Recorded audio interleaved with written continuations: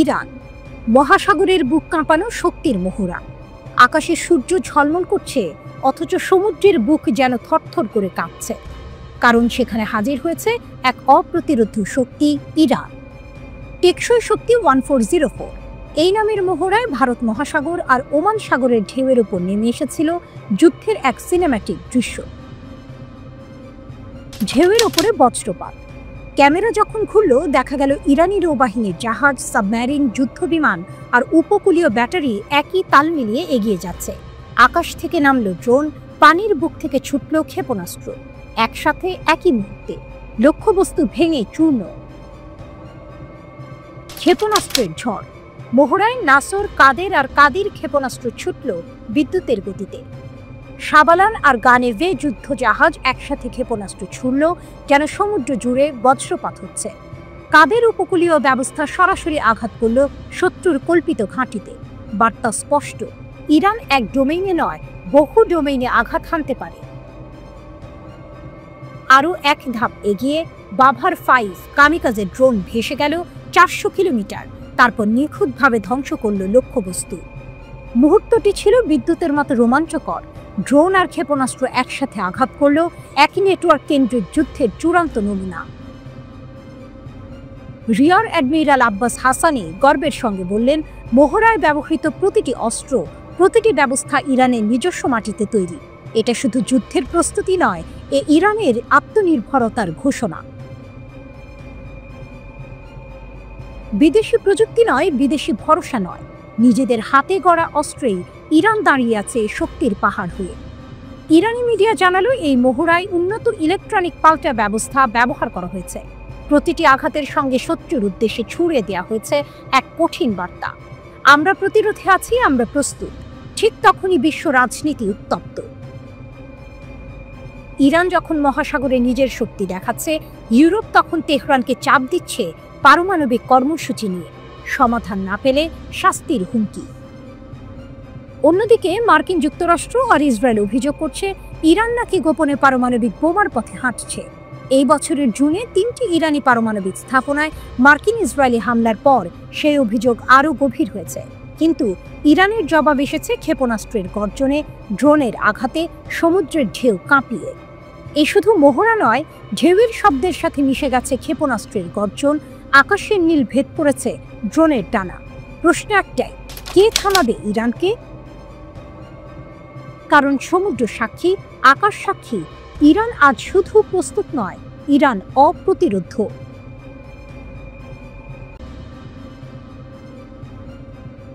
Drone মিসাইলের ঝড়ে কেঁপে উঠল ইসরায়েল, হুথিদের চমকপ্রদ শক্তি প্রদর্শন। রাতের অন্ধকারে হঠাৎ করেই বেজে ওঠে সাইরেন।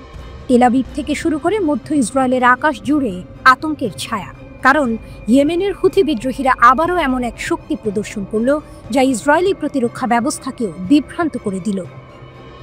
ড্রোনের আক্রমণের পর এবার আকাশে ছুটে যায় এক ব্যালিস্টিক ক্ষেপণাস্ত্র। ক্যামেরায় ধরা পড়ে সেই ভয়ঙ্কর মুহূর্ত।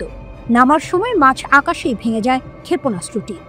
ইসরায়েলি বিমান বাহিনী একের পর এক ইন্টারসেপ্টর মিসাইল ছুঁড়ে তার টুকরোগুলো ধ্বংস করার চেষ্টা করে। কয়েকটি টুকরো মধ্য ইসরায়েলের বিভিন্ন জায়গায় গিয়ে পড়লেও কোনো হতাহতের ঘটনা ঘটেনি। কিন্তু এ যেন শুধু এক টুকরো ছবি। পুরো নাটকীয় ঘটনাটি শুরু হয়েছিল তারও আগে, যখন ইয়েমেন থেকে ছোড়া একটি ড্রোন ইসরায়েলের দক্ষিণ আকাশে ঢুকে পড়ে। প্রতিরক্ষা ব্যবস্থা বারবার চেষ্টা করেও একবারে তা নামাতে পারেনি। কয়েক দফা লড়াইয়ের পর অবশেষে ভূপাতিত করা হয় সেই চালকবিহীন ড্রোন। তার আগেই গাজার সীমান্ত ও মিশরের কাছাকাছি এলাকায় বাজতে থাকে সতর্কতামূলক সাইরেন। হামলার পরই ইয়েমেনে উত্তাল জনসমুদ্র। হাজার হাজার হুথি সমর্থক রাইফেল হাতে ফিলিস্তিনি পতাকা উড়িয়ে ইসরায়েল বিরোধী স্লোগান তুলছিল। সেই সমাবেশের ঠিক পরপরই হামলা চালিয়ে বিশ্বকে বার্তা দিল হুথিরা, আমরা আছি, আমাদের শক্তি থেমে নেই। মুখপাত্র ব্রিগেডিয়ার জেনারেল ইয়াহিয়া সারি ঘোষণা করেন, প্যালেস্টাইন 2 ব্যালিস্টিক ক্ষেপণাস্ত্র ইসরায়েলি প্রতিরক্ষা ভেদ করেছে। আমাদের লক্ষ্য ছিল বেন গুরিয়ন বিমানবন্দর। আমরা বিভ্রান্তি তৈরি করেছি, মিলিয়ন মিলিয়ন ইসরায়েলি আশ্রয়কেন্দ্রে পালিয়েছে, বিমানবন্দরের কার্যক্রম বন্ধ হয়েছে। তিনি আরও দাবি করেন, শুধু ক্ষেপণাস্ত্র নয়, তেল আবিব ও আশকেলনের সামরিক ঘাঁটিতে 2টি ড্রোনও নিক্ষেপ করা হয়েছে। এটি কোনো বিচ্ছিন্ন ঘটনা নয়, গত 2023 সালের নভেম্বরে প্রথম ইসরায়েলের বিরুদ্ধে হামলা চালায় ইয়েমেনের হুথিরা। এরপর থেকে আকাশপথে যেন এক নতুন যুদ্ধের সূচনা হয়েছে।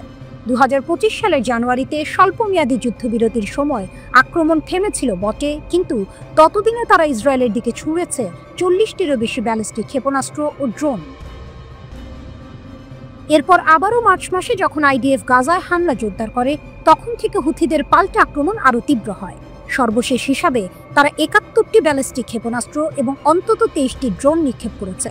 এর মধ্যে কয়েকটি ব্যর্থ হলেও বাকিগুলো ইসরায়েলের আকাশ প্রতিরক্ষায় এক অপ্রতিরোধ্য চাপ তৈরি করেছে। এই ঘটনাগুলো শুধু হামলা নয়, এ যেন বার্তা। ইয়েমেনের ভগ্নদশা ভূমি থেকে উঠে আসা এক বিদ্রোহী শক্তি আজ এমন এক অবস্থানে দাঁড়িয়েছে যেখানে ইসরায়েলের মতো আধুনিক প্রযুক্তি নির্ভর রাষ্ট্র বারবার বাধ্য হচ্ছে সতর্ক সংকেত বাজাতে। প্রশ্ন জাগছে, এই সংঘাত কোথায় গিয়ে থামবে আর কতটা দূর পর্যন্ত তাদের ক্ষেপণাস্ত্র পৌঁছাবে? নিশ্চিত উত্তর কেউ জানে না। তবে এটা স্পষ্ট, হুথিদের শক্তি এখন শুধু ইয়েমেনেই সীমাবদ্ধ নয়, তা ছড়িয়ে পড়েছে মধ্যপ্রাচ্যের রাজনীতির কেন্দ্রবিন্দুতে।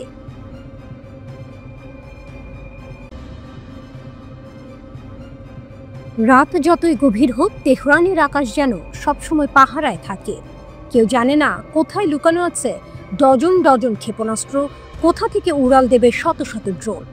ইরান এখন এমন এক প্রতিরক্ষা বলয় গড়ে তুলেছে যা শুধু ইসরায়েল নয়, পুরো পশ্চিমা বিশ্বকে ভাবনায় ফেলেছে। প্রতিরক্ষার নকশা। ইরানের সামরিক শক্তি এক কথায় রহস্যময়। ভেতরের চিত্র কেউ স্পষ্ট জানে না, কিন্তু বাইরে থেকে দেখা যায় দেশটি দিন দিন প্রতিরক্ষায় সর্বোচ্চ শক্তি অর্জন করছে। আকাশ প্রতিরক্ষা ব্যবস্থার আধুনিকায়ন থেকে শুরু করে হাইপারসনিক ব্যালিস্টিক ক্ষেপণাস্ত্র, এমনকি আত্মঘাতী ড্রোন, সবকিছুতেই এগিয়ে যাচ্ছে তেহরান। মধ্যপ্রাচ্যে ইসরায়েল যখন প্রতিনিয়ত হামলা আর আগ্রাসনের হুমকি ছড়াচ্ছে, তখন ইরান দাঁড়িয়ে আছে শক্ত কণ্ঠে। এক অদৃশ্য ঢালের মতো তাদের প্রতিরক্ষা বলয় আজ ইহুদিবাদীদের সামনে ভয়ঙ্কর প্রতীক। অস্ত্র ভাণ্ডারের গোপন রহস্য। প্রেস টিভির প্রতিবেদনে বলা হয়েছে, ইরানের অস্ত্র ভাণ্ডারে এখন শুধু সাধারণ ক্ষেপণাস্ত্র নয়, ভূগর্ভস্থ 4টি গোপন কেন্দ্র ভরা আছে হাজার হাজার ড্রোন আর ব্যালিস্টিক মিসাইল দিয়ে। যে কোনো মুহূর্তে আঘাত হানতে প্রস্তুত এই ভাণ্ডার। সশস্ত্র বাহিনীর প্রধান মেজর জেনারেল আব্দুর রাহিম মুসাভি এক ভাষণে বলেছেন, যুদ্ধের চিত্র প্রতিনিয়ত বদলায়, আর সেই বদলের সঙ্গে তাল মিলিয়েই আমাদের সমর কৌশল গড়ে তুলতে হবে। উদীয়মান হুমকি থেকে রক্ষার একমাত্র পথ শক্তিশালী প্রতিরক্ষা। নিষেধাজ্ঞা ভেঙে এগিয়ে যাওয়া। যুক্তরাষ্ট্র আর ইউরোপ বারবার নিষেধাজ্ঞা দিয়েছে, ইরানকে থামানোর চেষ্টা করেছে, কিন্তু আশ্চর্যজনকভাবে তেহরান সেসব ভেঙেই গড়েছে এক গোপন অর্থনৈতিক ছক। কেন্দ্রবিন্দুতে আছে চীন ও রাশিয়া। তাদের সাহায্যে জ্বালানি তেল বাণিজ্য বাড়িয়ে নিয়েছে ইরান। ফলে নিষেধাজ্ঞা যেন উল্টো তাদের শক্তি বাড়িয়েছে। ইসরায়েলের ভয়। সাম্প্রতিক যুদ্ধগুলোতে ইরানের আধুনিক সমরাস্ত্রই ছিল আসল ঢাল। আকাশে ভেসে বেড়ানো ড্রোন আর গোপন ক্ষেপণাস্ত্রের ভয় ইসরায়েলকে নতুন করে হিসাব কষতে বাধ্য করেছে। বিশ্লেষকরা বলছেন, আজকের ইরান আর 10 বছর আগের ইরান নয়। এখনকার ইরান এক আঞ্চলিক শক্তি, যার আকাশে প্রতিরক্ষার বলয় ভেদ করা প্রায় অসম্ভব। একজন বৃদ্ধ গ্রামবাসী হয়তো দাঁড়িয়ে আছেন পাহাড়ের ঢালে দাঁড়িয়ে। দূরে আকাশে ইরানি ড্রোনের গুনগুন শব্দ শোনা যাচ্ছে। তিনি মৃদু হাসি দিয়ে বলেন, আমাদের সন্তানরা এখন জানে আকাশে শত্রুর ছায়া যত বড় হোক না কেন, আমাদের প্রতিরোধ আরো বড়। এটাই আজকের ইরান। যুদ্ধ নয়, বরং যুদ্ধের প্রস্তুতিই তাদের সবচেয়ে বড় শক্তি। আকাশে লুকোনো রহস্যময় ভাণ্ডার, ভূগর্ভে গোপন ক্ষেপণাস্ত্র আর কূটনীতিকে শক্ত জোট, সব মিলে ইরান হয়ে উঠেছে এমন এক প্রতিরোধ শক্তি যা ভেঙে পড়া সহজ নয়।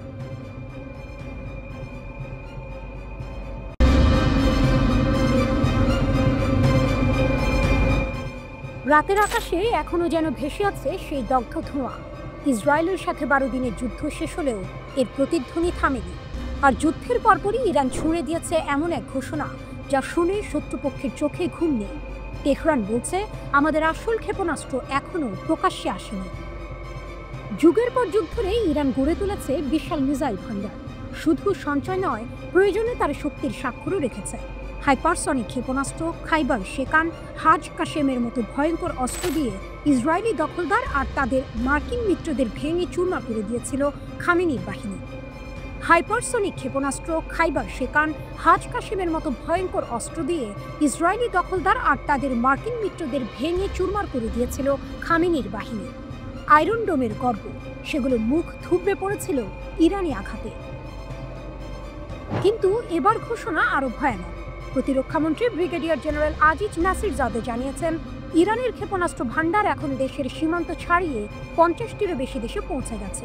তার কথায় এগুলো কেবল আগের যুদ্ধের মিসাইল নয়, বরং তার চেয়েও বহুগুণ শক্তিশালী ও আধুনিক। এখানেই রহস্য।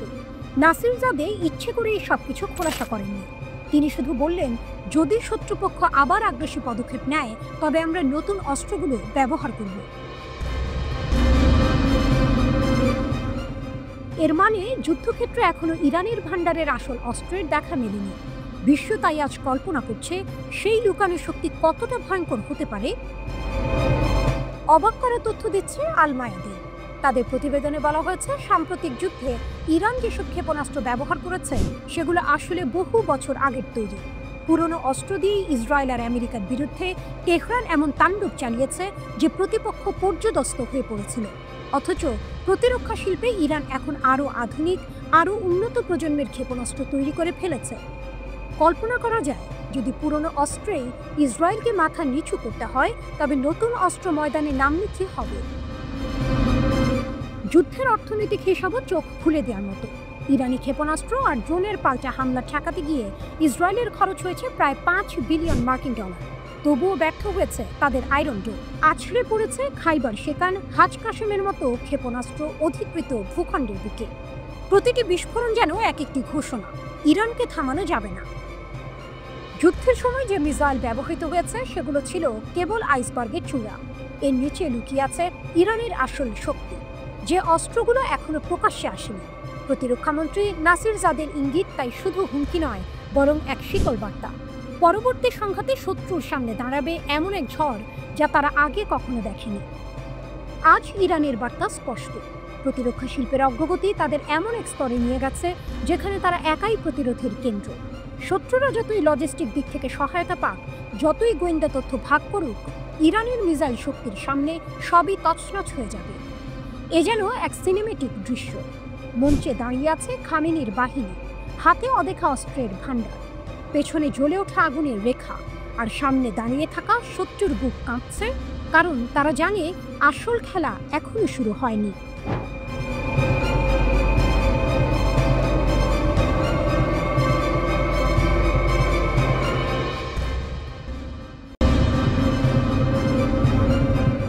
দুই মাস লুকিয়ে রাখার পর বেরিয়ে এলো ইসরায়েলের আসল দুর্বলতা। ভোরবেলা 17 জুন, চারপাশে নীরবতা, শুধু পাখির ডাক। হঠাৎ আকাশ ফুঁড়ে নেমে আসে এক ভয়ঙ্কর শব্দ। মুহূর্তেই কেঁপে ওঠে বাজান শহরের প্রাণকেন্দ্র, বিশাল তেল শোধনাগার। কয়েক সেকেন্ডের মধ্যে আগুন, ধোঁয়া আর ধ্বংসস্তূপ। তখন হয়তো কেউ ভাবেনি এই হামলার সত্যিটা 2 মাস পরে বের হবে, আর সেই সত্যি গোটা বিশ্বের নিরাপত্তা ভাবনায় কাঁপন ধরাবে। ইসরায়েলের নীরবতা ইরানের গোপন শক্তি। যুদ্ধবিরতির পর থেকে ইসরায়েল চুপচাপ। নেতানিয়াহুর প্রশাসন একটিও শব্দ উচ্চারণ করেনি। সবাই ভেবেছিল হয়তো বড় ক্ষতি হয়নি, কিন্তু ইরানের রাষ্ট্রীয় বার্তা সংস্থা মেহের নিউজ এক প্রতিবেদনে জানায়, বাজানের শোধনাগার শুধু আঘাত পায়নি, একেবারে ভস্মীভূত হয়েছে। প্রাণ হারিয়েছেন অন্তত 3 জন কর্মী, ক্ষতির পরিমাণ $200 মিলিয়ন ছাড়িয়েছে। পুরো জ্বালানি সরবরাহ ব্যবস্থা ভেঙে পড়েছে। শুধু তাই নয়, শোধনাগারটি এখন পুরোপুরি বন্ধ, আবার চালু হতে কয়েক মাস লেগে যাবে। হামলার চিত্র। হিব্রু সংবাদ মাধ্যমের বরাতে বলা হয়েছে, ক্ষেপণাস্ত্রটি আঘাত হানার সঙ্গে সঙ্গে শোধনাগারের একটি বড় কক্ষ ধসে পড়ে। ধ্বংসস্তূপ ও আগুনের নিচে চাপা পড়ে 3 জন কর্মী মারা যান। ইসরায়েলের বিদ্যুৎ ব্যবস্থা, আলোকসজ্জা আর জ্বালানি সরবরাহ ব্যাপকভাবে ভেঙে পড়ে। অর্থাৎ এক আঘাতেই ইরান দেখিয়ে দিয়েছে, শুধু সামরিক ঘাঁটি নয়, ইসরায়েলের অর্থনীতির হৃৎপিণ্ডও টার্গেট করতে পারে তারা। এই হামলা কোনো আকস্মিক ঘটনা নয়, এটি ছিল ইরানের ইসলামী বিপ্লবী গার্ড বাহিনীর ট্রু প্রমিস 3 অভিযানের অংশ। এর আগে 13 জুন থেকে টানা 12 দিন ইসরায়েল ইরানের ঘাঁটি, পারমাণবিক স্থাপনা আর আবাসিক এলাকায় বিমান হামলা চালায়। জবাব দিতে দেরি করেনি তেহরান। একের পর এক ক্ষেপণাস্ত্র ছুড়ে তারা জানিয়ে দিয়েছে, আমরা আঘাত হানলে তার প্রতিধ্বনি বাজবে তেল আবিবে। এতটাই ভয়ঙ্কর ছিল পরিস্থিতি যে যুক্তরাষ্ট্রকেও তড়িঘড়ি যুদ্ধবিরতির ডাক দিতে হয়। অবশেষে 24 জুন কার্যকর হয় যুদ্ধবিরতি। ভাবুন, একদিকে আগুনে জ্বলছে বিশাল তেল শোধনাগার, চারপাশে কালো ধোঁয়ার বেগ, অন্যদিকে ইরানের নিয়ন্ত্রণ কক্ষে লাল আলো জ্বলছে, স্ক্রিনে ভেসে উঠছে টার্গেট সফল হওয়ার খবর। যেখানে ইসরায়েল গোপনে ক্ষত লুকিয়েছে, সেখানেই ইরান বিশ্বকে দেখিয়েছে নিজের নতুন শক্তি। এই হামলা প্রমাণ করেছে ইরান শুধু প্রতিরক্ষা নয়, আক্রমণেও সমান ভয়ঙ্কর। আর ইসরায়েলের সবচেয়ে সুরক্ষিত স্থাপনায় আঘাত হানার ক্ষমতা রাখে তারা। বিশ্বজুড়ে আলোচনার ঝড় উঠেছে। ইসরায়েল কি সত্যি অভেদ্য, নাকি তেহরানের হাতে এমন এক শক্তি উঠে এসেছে যেটি গোটা মধ্যপ্রাচ্যের খেলার নিয়মে পাল্টে দিতে পারে?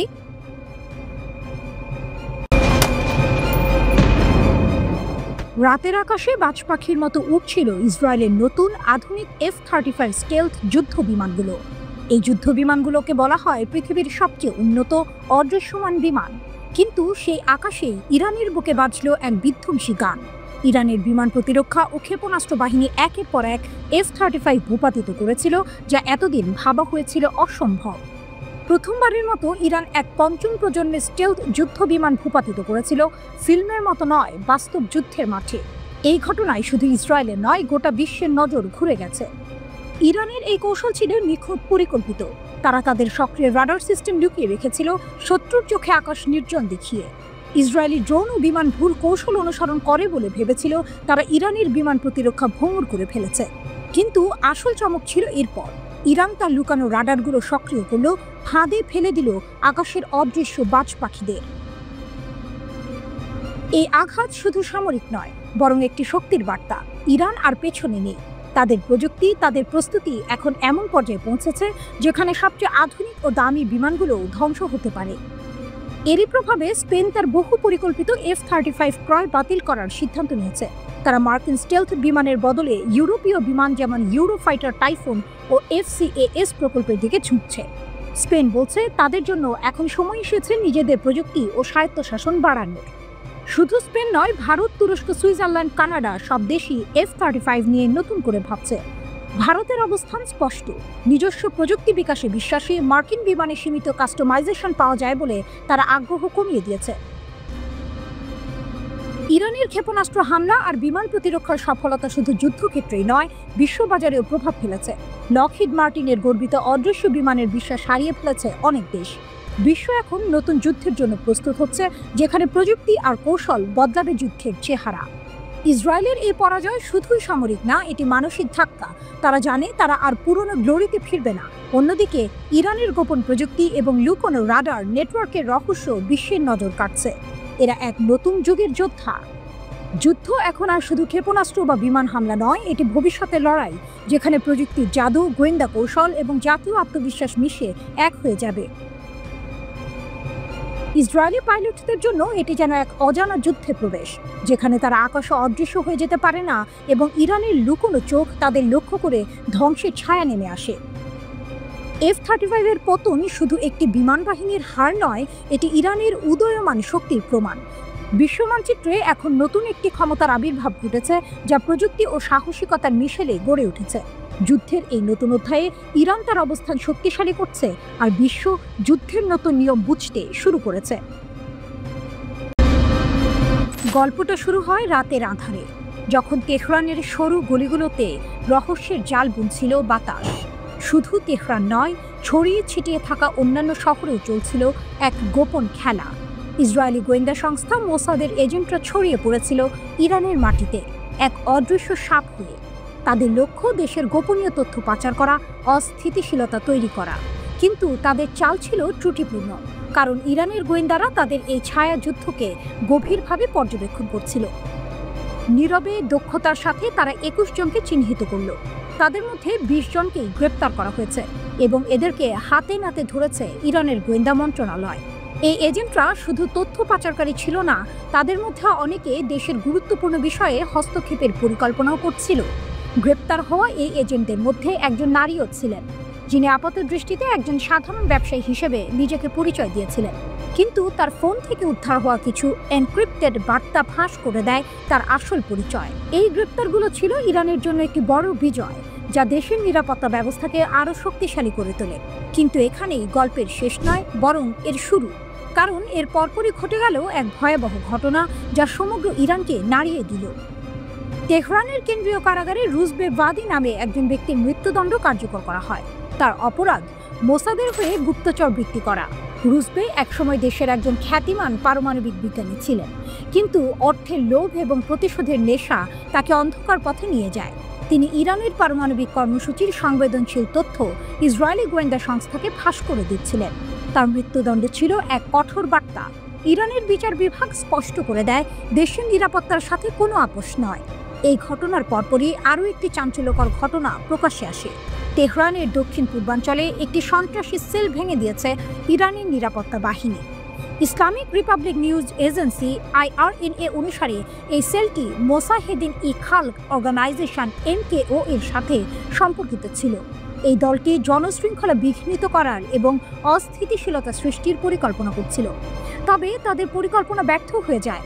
পাকদাসেত কাউন্টির গভর্নর মোহাম্মদ হাসানপুর জানান, 3 সদস্যের এই দলটিকে গ্রেপ্তার করা হয়েছে এবং তাদের জিজ্ঞাসাবাদ চলছে। এই 3টি ঘটনা একে অপরের সাথে সম্পর্কযুক্ত ছিল। এটা যেন এক বিশাল ষড়যন্ত্রের 3টি ভিন্ন অংশ। প্রথমে মোসাদের এজেন্ট গ্রেপ্তার, তারপর একজন পারমাণবিক বিজ্ঞানীর মৃত্যুদণ্ড এবং সবশেষে একটি সন্ত্রাসী সেলের পতন। এর পেছনের মূল উদ্দেশ্য ছিল ইরানি নিরাপত্তা ব্যবস্থাকে ভেঙে দেয়া এবং দেশে বিশৃঙ্খলা তৈরি করা। কিন্তু ইরান তার গোয়েন্দা নেটওয়ার্কের মাধ্যমে এই চক্রান্তগুলোকে একের পর এক নস্যাৎ করে দিয়েছে। এই ঘটনাগুলো থেকে একটি বিষয় পরিষ্কার, ইরানের সরকার দেশের নিরাপত্তা নিশ্চিত করতে দৃঢ় প্রতিজ্ঞ। বিচার বিভাগের প্রধান গোলাম হোসেন মোসেনি এজেই বারবার জোর দিয়ে বলেছেন, গুপ্তচর বৃত্তির মতো অপরাধের সাথে কোনো আপোষ করা হবে না। দেশের বিচার বিভাগ ও নিরাপত্তা বাহিনী ঐক্যবদ্ধভাবে কাজ করছে। এখন প্রশ্ন হচ্ছে, এই ঘটনাগুলোর পর মোসাদকে আবারও নতুন কোনো চাল চালবে, নাকি তারা তাদের কৌশল পরিবর্তন করতে বাধ্য হবে? ইরানের নিরাপত্তা বাহিনী কি পারবে সব ষড়যন্ত্র নস্যাৎ করতে?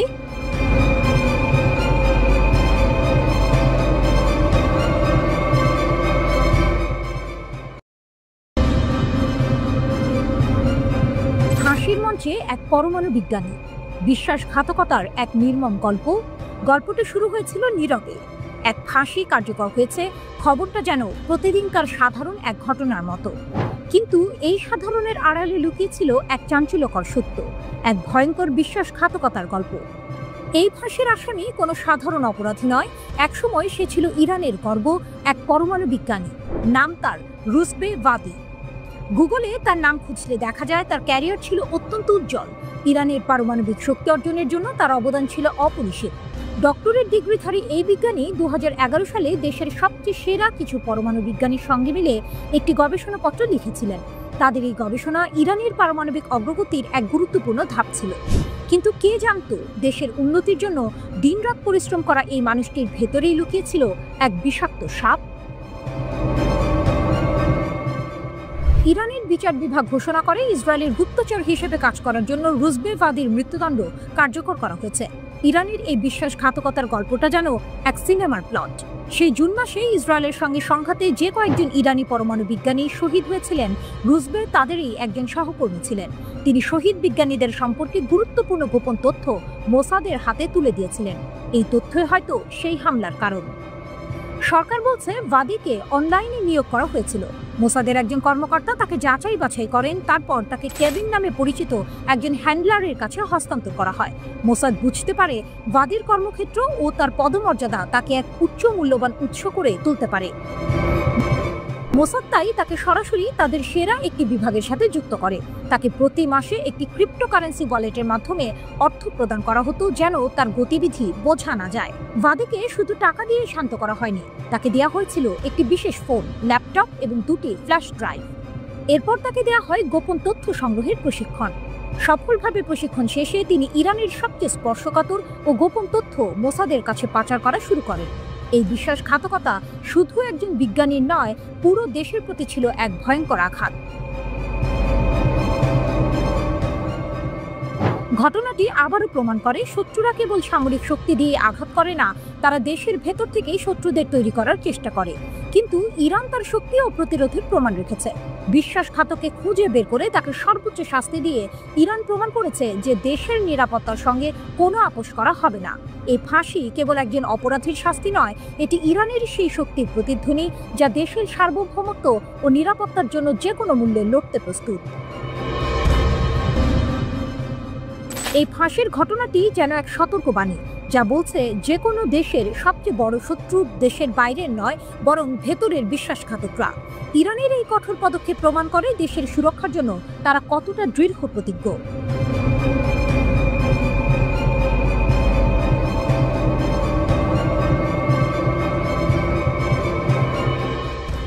ইরানের নাটকীয় পদক্ষেপ, মোসাদের ষড়যন্ত্র নস্যাৎ, খামেনির দেশের শক্তি প্রদর্শিত, আটকে রাখা শ্বাস, রুদ্ধশ্বাস, উত্তেজনা আর একের পর এক বিস্ময়।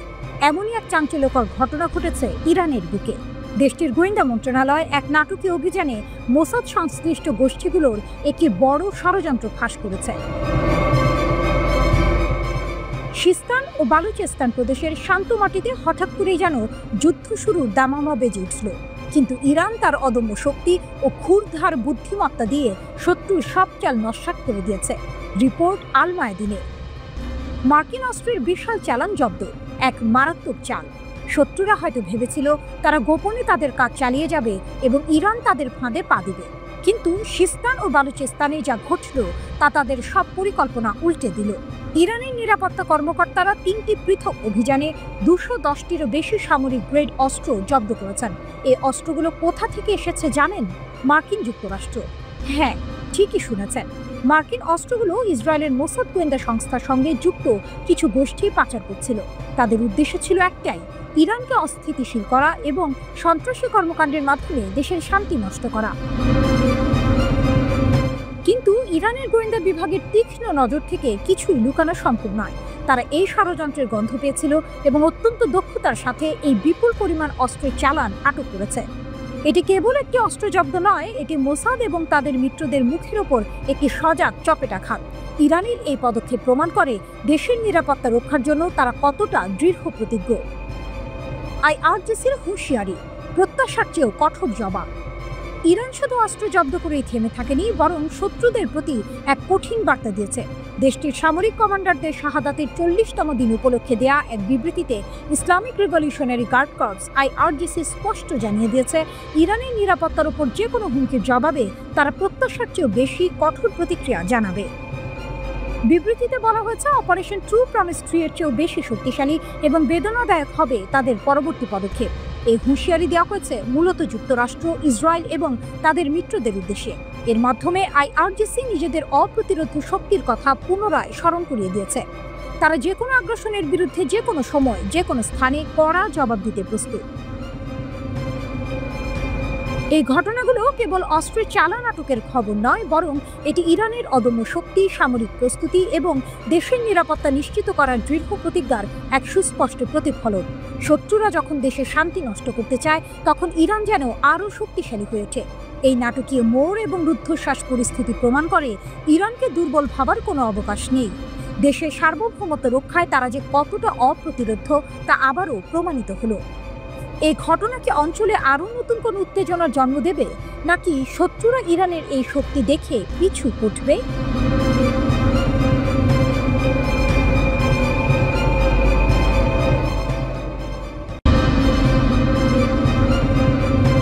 মধ্যপ্রাচ্যের আকাশে আবারও কি ঘনিয়ে আসছে নতুন ঝড়ের পূর্বাভাস?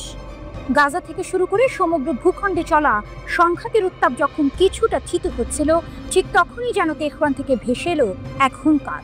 এই বার্তা কেবল কোনো রাজনৈতিক বিবৃতি নয়, বরং ইসরায়েলের প্রতি এক সরাসরি এবং শীতল চ্যালেঞ্জ। ইরানের সেনাপ্রধান মেজর জেনারেল আমির হাতামির কণ্ঠে শোনা গেল সেই হুঁশিয়ারি, আমাদের ক্ষেপণাস্ত্র ও ড্রোন শক্তি সম্পূর্ণরূপে সংরক্ষিত আর তা গুলি চালানোর জন্য প্রস্তুত। এই বাক্যটি যেন এক সিনেমার সবচেয়ে গুরুত্বপূর্ণ সংলাপের মতো। এটি নিছক একটি ঘোষণা নয়, বরং এক সুদূর প্রসারী কৌশলের ইঙ্গিত।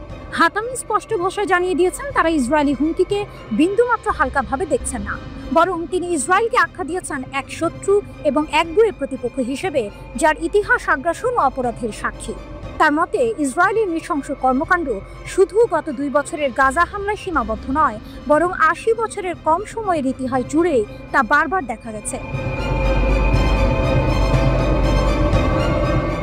ইরানের এই অনড় অবস্থান আসলে তাদের শক্তির এক গভীর আত্মবিশ্বাস থেকে এসেছে। হাতামি জোর দিয়ে বলেন, জাতি হিসেবে তারা অনেক ত্যাগ স্বীকার করেছে।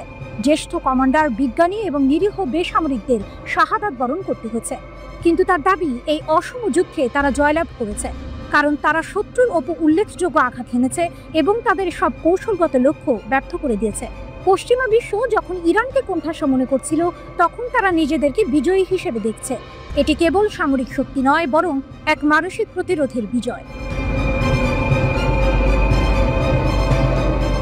সেনাপ্রধান আরও বলেছেন, তাদের এই ক্ষমতা সুরক্ষিত ও সুদৃঢ় থাকবে। তাদের প্রতিশোধমূলক অভিযান যুদ্ধবিরতির শেষ মুহূর্ত পর্যন্ত জারি ছিল, আর ভবিষ্যতেও দেশের প্রতিরক্ষা শিল্প, বৈজ্ঞানিক অগ্রগতি এবং প্রযুক্তিগত উন্নয়নকে তারা আরও দৃঢ় সংকল্পের সাথে এগিয়ে নিয়ে যাবে। এই ঘোষণা থেকে বোঝা যায়, ইরান শুধুমাত্র বর্তমান নিয়ে ভাবছে না, বরং ভবিষ্যতের জন্য নিজেদের আরও শক্তিশালী করতে বদ্ধপরিকর।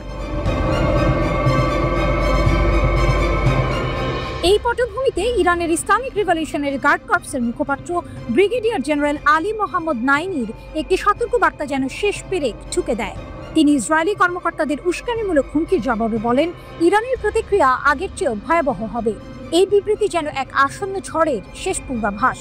এটি কেবল কথার কথা নয়, বরং ড্রোন ও ক্ষেপণাস্ত্রের শক্তির ওপর ভিত্তি করে দেয়া একটি বাস্তব হুমকি। ইরানের এই ঘোষণা মধ্যপ্রাচ্যের রাজনীতিতে এক নতুন অধ্যায় শুরু করল। এটি কেবল একটি দেশীয় প্রতিরক্ষা নীতি নয়, বরং এক কৌশলগত অবস্থান। তারা স্পষ্ট করে দিয়েছে, তাদের উপর কোনো চাপ প্রয়োগ করে নিরস্ত্র করা যাবে না। ইরান নিজেদের শক্তিকে সম্পূর্ণ সংরক্ষিত এবং যে কোনো মুহূর্তে ব্যবহার করার জন্য প্রস্তুত রেখেছে।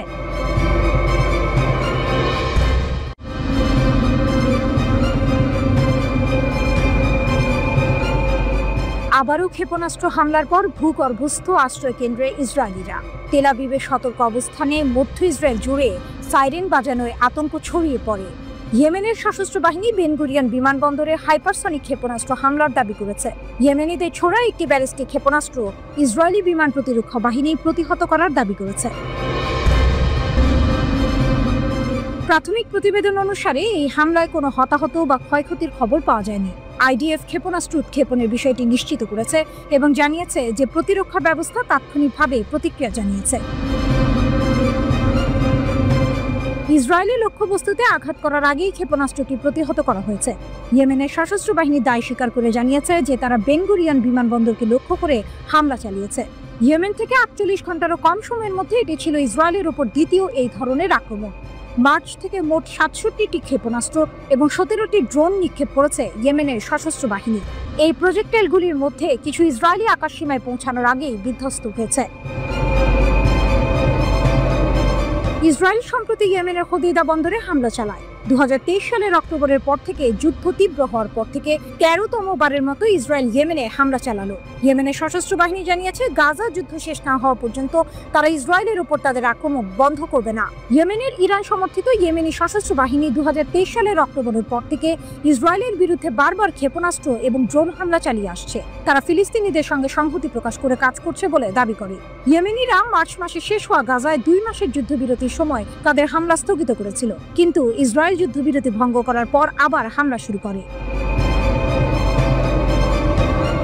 সম্প্রতি ইসরায়েলকে উদ্দেশ্য করে বড় হুমকি দিয়েছে ইয়েমেনের সশস্ত্র প্রতিরোধ গোষ্ঠী।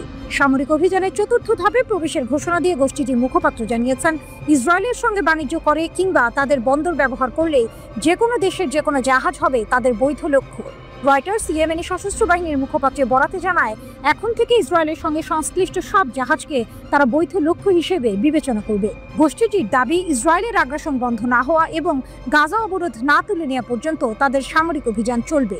তারা জোর দিয়ে বলেছে, এই হামলার সিদ্ধান্ত নৈতিক ও মানবিক দায়বদ্ধতা থেকে নেওয়া হয়েছে।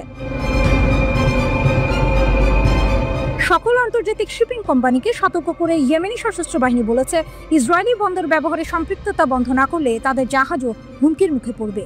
কেউ সতর্কবার্তা না মানলে সেই জাহাজ যে কোনো সময় ইয়েমেনি ক্ষেপণাস্ত্র ও ড্রোন হামলার শিকার হতে পারে। তবে গোষ্ঠীটি একযোগে এটাও জানিয়েছে, ইসরায়েল যদি গাজায় সামরিক অভিযান বন্ধ করে এবং অবরোধ প্রত্যাহার করে, তাহলে তারা সব ধরনের হামলা স্থগিত করবে।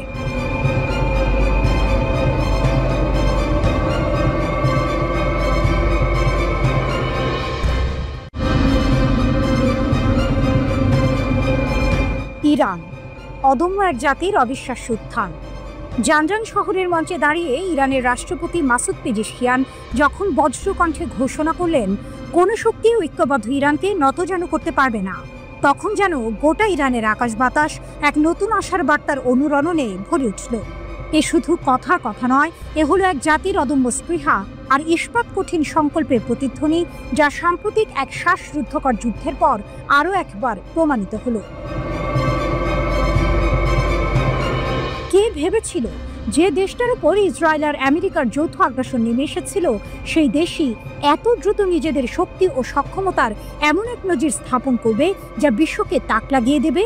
জুনের 13 তারিখ যখন ইসরায়েল ইরানের উচ্চপদস্থ কর্মকর্তা ও পারমাণবিক বিজ্ঞানীদের নিশানা করল, আর তার পরপরই যখন মার্কিন যুক্তরাষ্ট্র ইরানের বেসামরিক পারমাণবিক স্থাপনায় বোমা ফেলে যুদ্ধকে আরও উস্কে দিল, তখন অনেকেই ভেবেছিল ইরানের দিন ফুরিয়ে এসেছে। কিন্তু তারা জানতো না, এক নতুন গল্পের সূচনা মাত্র। এ যেন এক হলিউডের থ্রিলারের চিত্রনাট্য। একদিকে অত্যাধুনিক আয়রন ডোম আর বিপুল সামরিক সরঞ্জাম নিয়ে সজ্জিত ইসরায়েল ও পরাশক্তি আমেরিকা, অন্যদিকে কঠোর নিষেধাজ্ঞায় জর্জরিত ইরান, যাদের একমাত্র শক্তি তাদের ঐক্য, জ্ঞান আর বিশ্বাস। কিন্তু এই বিশ্বাসই তাদের সবচেয়ে বড় অস্ত্র হয়ে উঠল যখন আগ্রাসন শুরু হলো। ইরানি জনগণ, পুলিশ, নিরাপত্তা বাহিনী এবং বিশেষ করে ক্ষেপণাস্ত্র বিজ্ঞানীরা যে সম্মানজনক ও শক্তিশালী প্রতিরোধ গড়ে তুললেন, তা ছিল সত্যিই প্রশংসার যোগ্য। রাষ্ট্রপতি পেজেশকিয়ান গর্বের সাথে স্মরণ করলেন সেই 12 দিনের যুদ্ধের কথা, যখন ইরানি সশস্ত্র বাহিনী, বিশেষ করে সেনাবাহিনী এবং ইসলামী বিপ্লবী গার্ড কর্পস IRGC তাদের সমস্ত শক্তি দিয়ে শত্রুদের মোকাবিলা করেছিল। বিশ্বাস করা কঠিন কিভাবে এই বাহিনীগুলো আয়রন ডোমের মতো সুরক্ষিত ব্যবস্থা ভেদ করে ইসরায়েলি লক্ষ্যবস্তুতে আঘাত হানল। শুধু তাই নয়, পশ্চিম এশিয়ার সবচেয়ে বড় মার্কিন সামরিক ঘাঁটি কাতারের আল উদেইদ বিমান ঘাঁটিতেও নির্ভুলভাবে হামলা চালালো তারা। এ যেন ডেভিডের গলিয়াতকে হারানোর এক আধুনিক উপাখ্যান। শত্রুদের সমস্ত হুমকি ও চাপকে তুচ্ছ করে ইরানি জাতীয় সশস্ত্র বাহিনী শুধু জাতীয় সার্বভৌমত্ব রক্ষা করেনি, তারা দেখিয়ে দিয়েছে যে দৃঢ় সংকল্পের কাছে কোনো বাধাই বড় নয়। যুদ্ধের মোড় ঘুরতে শুরু করলেও 24 জুন ইসরায়েলি সরকার ও মার্কিন যুক্তরাষ্ট্র ইরানের এই অপ্রত্যাশিত ও শক্তিশালী পাল্টা হামলায় এতটাই হতভম্ব হয়ে গিয়েছিল যে তাদের পক্ষে আর যুদ্ধ চালিয়ে যাওয়া সম্ভব হয়নি। তেল আবিব যুদ্ধবিরতি চাইতে বাধ্য হলো। এ যেন এক অবিশ্বাস্য টুইস্ট। যে দেশগুলো ইরানকে নতজান করতে চেয়েছিল, তারাই শেষ পর্যন্ত নিজেদের গুটিয়ে নিতে বাধ্য হলো। ইসলামী বিপ্লবী নেতা আয়াতুল্লাহ সাইয়েদ আলী খামেনি ঠিকই বলেছিলেন, এই 12 দিনের যুদ্ধ ইরানি জাতির শক্তি ও দৃঢ়তা প্রকাশ করেছে। বিশ্ব দেখেছে ইসলামী প্রজাতন্ত্রের ভিত্তির অতুলনীয় দৃঢ়তা। এই যুদ্ধ ছিল ইরানের জন্য তাদের ইচ্ছা শক্তি এবং সক্ষমতা প্রদর্শনের এক মোক্ষম সুযোগ। পেজেশকিয়ানের কথাগুলো তাই শুধু স্লোগান নয়, এ হলো এক ঐতিহাসিক সত্যের প্রতিধ্বনি। যতক্ষণ পর্যন্ত ইরানি জনগণ তাদের ঐক্য ও সংহতি বজায় রাখবে, ততক্ষণ পর্যন্ত কোনো বাধা তাদের অগ্রগতিকে বাধাগ্রস্ত করতে পারবে না। এই যুদ্ধ ইরানকে বিশ্বের দরবারে এক নতুন পরাশক্তি হিসেবে তুলে ধরেছে, যারা নিজেদের আত্মমর্যাদা ও সার্বভৌমত্বের জন্য যে কোনো মূল্যে লড়তে প্রস্তুত। অদূর ভবিষ্যতে ইরান কি আরও বড় কোনো চমক নিয়ে আসছে?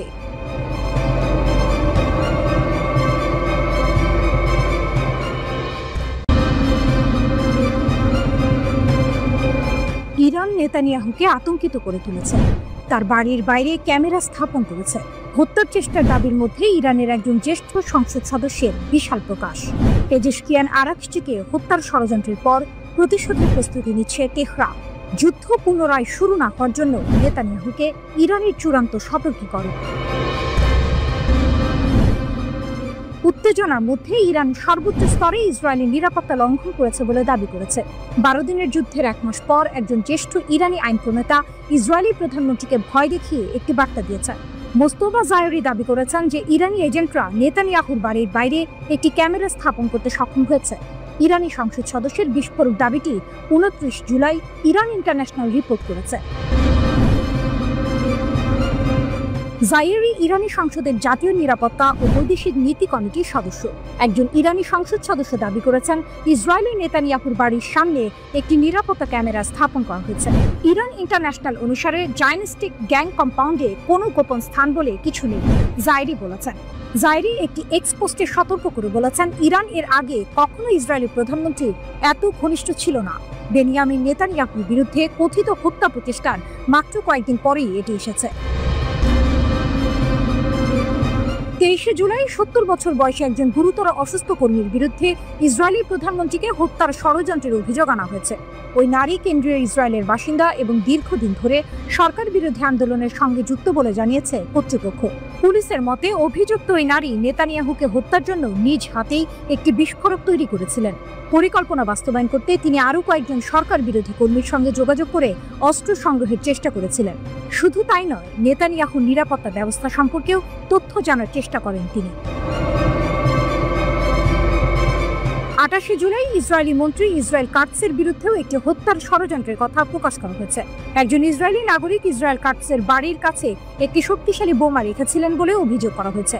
তেহরানের হাই প্রোফাইল হত্যার চেষ্টার অভিযোগের পর ইরানি এমপির দাবিও এসেছে। ইরানের পররাষ্ট্রমন্ত্রী আরাকচি একটি সাক্ষাৎকারে দাবি করেছেন, তার নিজের বাড়ির বিপরীতে একটি বাড়িতে বোমা রাখা হয়েছিল। ইরানের রাষ্ট্রীয় টিভিতে আরাকচি এ মন্তব্য করেছেন, কিন্তু ইরান ইন্টারন্যাশনাল অনুসারে সাক্ষাৎকারটি সম্প্রচারিত হয়নি। 12 দিনের যুদ্ধের সময় 16 জুন ইসরায়েল ইরানের রাষ্ট্রপতিকে হত্যার চেষ্টা করেছিল বলেও অভিযোগ রয়েছে। ফার্সের একটি প্রতিবেদনে বলা হয়েছে, পেজিশকিয়ানদের একটি বৈঠক স্থলে ইসরায়েল 6টি ক্ষেপণাস্ত্র বা বোমা দিয়ে আঘাত করেছিল। একটি গোপন ভূগর্ভস্থ স্থাপনায় ওই সভা চলাকালে ইসরায়েল সেই স্থাপনার উভয় দিকের প্রবেশ পথে বোমা হামলা চালায়। এ সময় জরুরি বের হওয়ার পথ দিয়ে তিনি ও অন্যরা বের হয়ে আসার সময়ই তার পায়ে সামান্য আঘাত লাগে। 12 দিনের এই যুদ্ধ চলার সময় সামাজিক মাধ্যমে আসা ভিডিওগুলোতে দেখা গেছে, তেহরানের উত্তর পশ্চিমাঞ্চলে একটি পর্বত এলাকায় বারবার হামলা করেছে ইসরায়েল।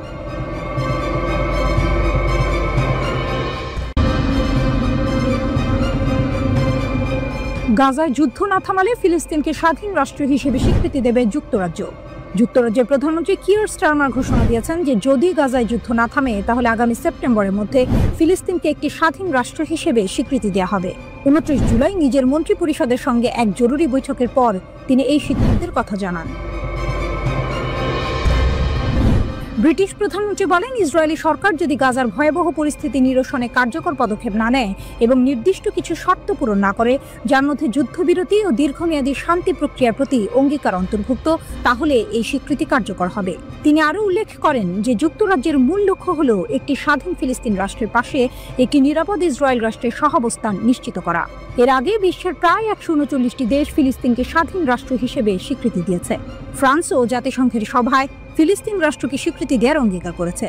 এদিকে ইসরায়েলের সঙ্গে সম্পর্ক স্বাভাবিক করতে কঠিন শর্ত সৌদি আরবের। ইসরায়েলের সঙ্গে সম্পর্ক স্বাভাবিকীকরণে কঠিন শর্ত দিয়ে আসছে সৌদি আরব। আবারও সেই শর্তের পুনর্ব্যক্ত করলেন সৌদি পররাষ্ট্রমন্ত্রী ফয়সাল বিন ফারহান। তিনি বলেছেন, ফিলিস্তিনের রাষ্ট্র প্রতিষ্ঠাই টেকসই শান্তির একমাত্র পথ। দ্য টাইমস অফ ইসরায়েলের প্রতিবেদনে বলা হয়, সৌদি আরব তার অবস্থান পুনর্ব্যক্ত করে বলেছে, ইসরায়েলের সঙ্গে স্বাভাবিকীকরণ কেবল একটি ফিলিস্তিনি রাষ্ট্র প্রতিষ্ঠার মাধ্যমেই সম্ভব। প্যারিসের সঙ্গে রিয়াদের সহযোগিতায় দ্বিরাষ্ট্রীয় সমাধানের প্রচারণায় জাতিসংঘের সম্মেলনের ফাঁকে এক সংবাদ সম্মেলনে সৌদি পররাষ্ট্রমন্ত্রী ফয়সাল বিন ফারহান বলে, এটি একই অবস্থান যা 1 বছর আগে সৌদি ক্রাউন প্রিন্স মোহাম্মদ বিন সালমান প্রকাশ করেছিলেন। ওদিকে ওপেন সোর্স তথ্য এবং প্রতিরক্ষা বিশেষজ্ঞদের বরাত দিয়ে ব্লুমবার্গ জানিয়েছে, 17 বছর পর প্রথমবারের মতো যুক্তরাষ্ট্র সম্ভবত ব্রিটেনে পারমাণবিক অস্ত্র মোতায়েন করেছে। এটি রাশিয়ার জন্য একটি সম্ভাব্য সতর্কবার্তা। প্রতিবেদনে বলা হয়েছে, 16 জুলাই একটি মার্কিন সামরিক পরিবহন বিমান নিউ মেক্সিকোর কিটল্যান্ড বিমান ঘাঁটি থেকে সক্রিয় ট্রান্সপন্ডার নিয়ে পূর্ব ইংল্যান্ডের RAF লেকেনহিথে উড়ে যায়।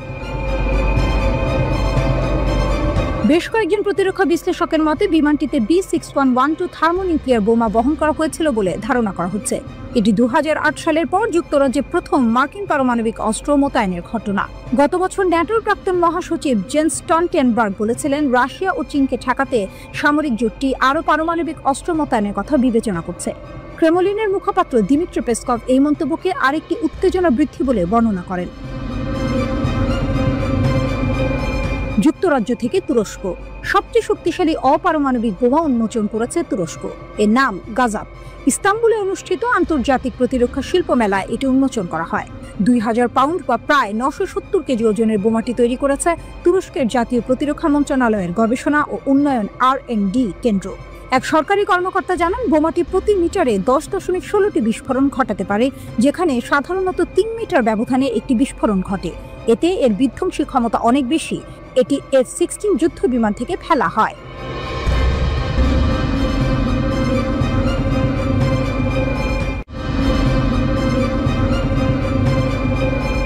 নেতানিয়াহুর যুদ্ধের আসল মূল্য।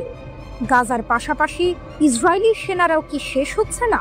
যখন নেতানিয়াহু গাজা যুদ্ধ চালিয়ে যাওয়ার অঙ্গীকার করছেন, তখন ইসরায়েলের ভেতরেই এক ভয়াবহ নীরব সংকট দানা বাঁধছে। এই যুদ্ধ শুধু গাজার মানুষের জীবন কেড়ে নিচ্ছে না, এটি ইসরায়েলের সামরিক বাহিনী IDF এর মেরুদণ্ড ভেঙে দিচ্ছে। প্রশ্ন উঠেছে, নেতানিয়াহুর এই যুদ্ধ কি কেবল গাজাবাসীকে নয়, ইসরায়েলের নিজেদের সেনাদেরও মেরে ফেলছে?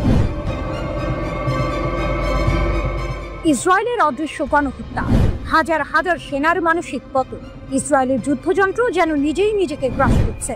ইয়েদিয়ত আহরোনথের এক উদ্বেগজনক প্রতিবেদন অনুযায়ী 2023 সালের অক্টোবর থেকে এখন পর্যন্ত 10,000-এরও বেশি ইসরায়েলি সেনা post traumatic stress disorder PTSD এর লক্ষণ দেখাচ্ছেন। এর মধ্যে অন্তত 2769 জনকে আনুষ্ঠানিকভাবে PTSD রোগী হিসেবে চিহ্নিত করা হয়েছে। শুধু তাই নয়, এই যুদ্ধের ভয়াবহ মানসিক প্রভাবে 12,000-এরও বেশি সেনা ইতিমধ্যে চাকরি ছেড়ে দিয়েছেন। ইসরায়েলের প্রতিরক্ষা মন্ত্রণালয়ের এক সূত্র ইদিওথকে জানিয়েছে, এই সেনারা শুধু সামরিক জীবনই নয়, স্বাভাবিক বেসামরিক জীবনেও কাজ করার ক্ষমতা হারিয়ে ফেলছেন। যুদ্ধ শুরু হওয়ার পর থেকে সেনাবাহিনী ও নিরাপত্তা বাহিনীর প্রায় 12,500 নতুন আহত সেনা পুনর্বাসন কেন্দ্রে যোগ দিয়েছেন। এই সংখ্যা সেই হাজার হাজার সেনার বাইরে যারা আগে থেকেই মানসিক স্বাস্থ্য চিকিৎসা নিচ্ছেন। অর্থাৎ পরিস্থিতি কতটা গুরুতর তা সহজেই অনুমেয়।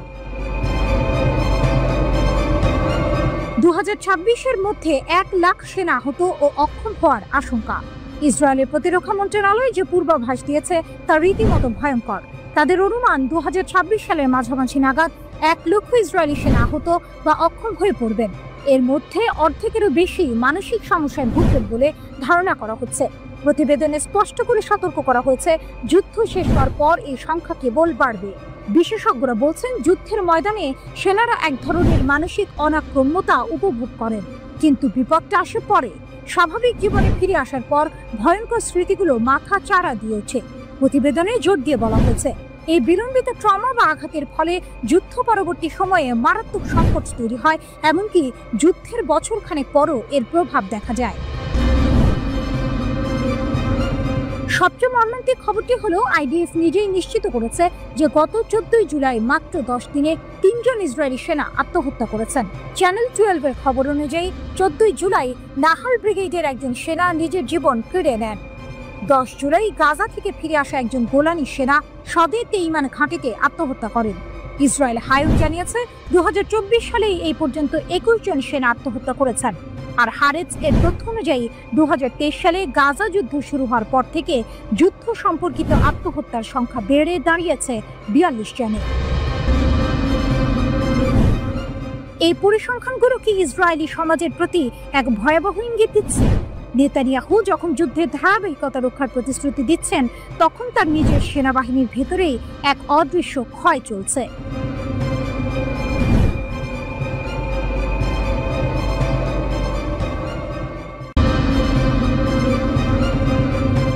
ইয়েমেন নতুন করে 5টি ড্রোন ব্যবহার করে ইসরায়েলে প্রতিশোধমূলক হামলা চালিয়েছে। ইয়েমেনের লোহিত সাগরের হুদায়দা বন্দরে ইসরায়েলি হামলার কয়েক ঘন্টা পরে এই ঘটনা ঘটল। ইসরায়েলে ইয়েমেনের ড্রোন হামলা, গাজার সমর্থনে প্রতিশোধমূলক অভিযান।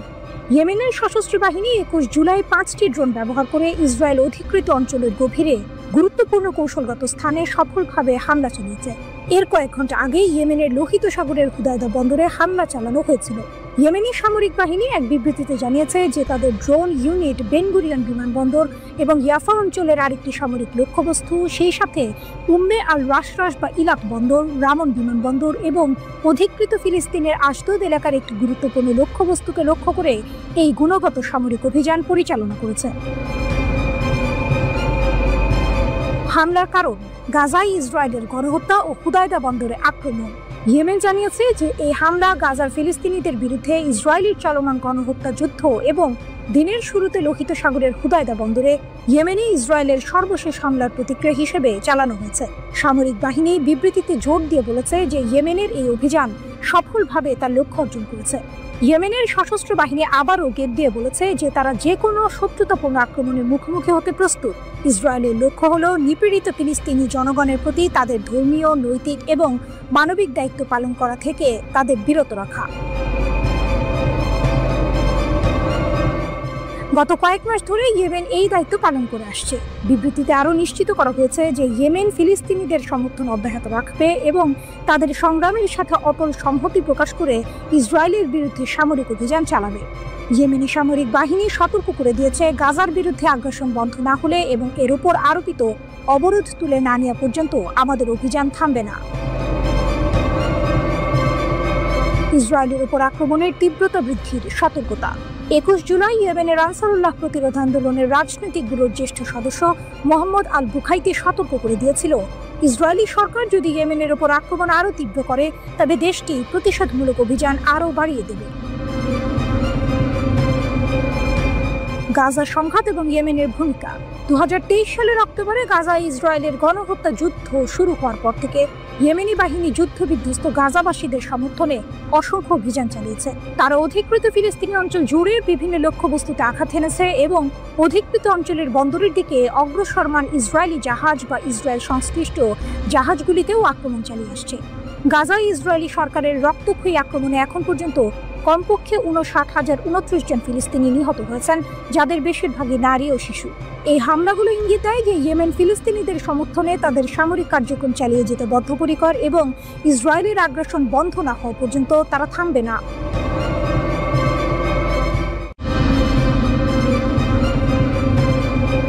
যুদ্ধ, ক্ষমতার টানাপোড়েন আর গোপন কূটনীতির এই সময়ে মস্কোর বুকে ঘটল এক নাটকীয় মোড়, যা হয়তো বদলে দিতে পারে বিশ্ব রাজনীতির গতিপথ।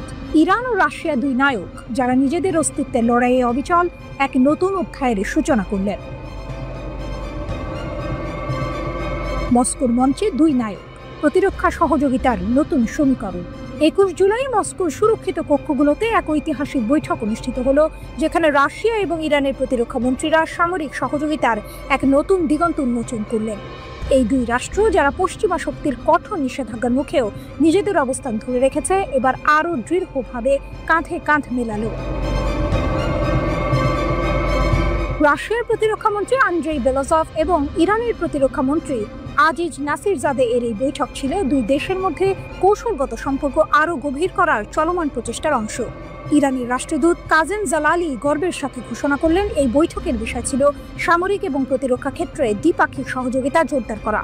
মস্কোতে ইরানের দূতাবাসের বিবৃতিতে যৌথ প্রতিরক্ষা উদ্যোগের প্রতি দুই দেশের অবিচল অঙ্গীকারের কথাই তুলে ধরা হলো। এ যেন এক শক্তিশালী জোটের আগমনী বার্তা, যা বিশ্বকে নতুন করে ভাবতে বাধ্য করবে। ক্রেমলিনের অন্দরমহলে পারমাণবিক রহস্য, এক মহাকাব্যিক চাল। একই সময়ে ক্রেমলিনের অন্দরমহলে আরও এক গভীর আলোচনা চলছিল।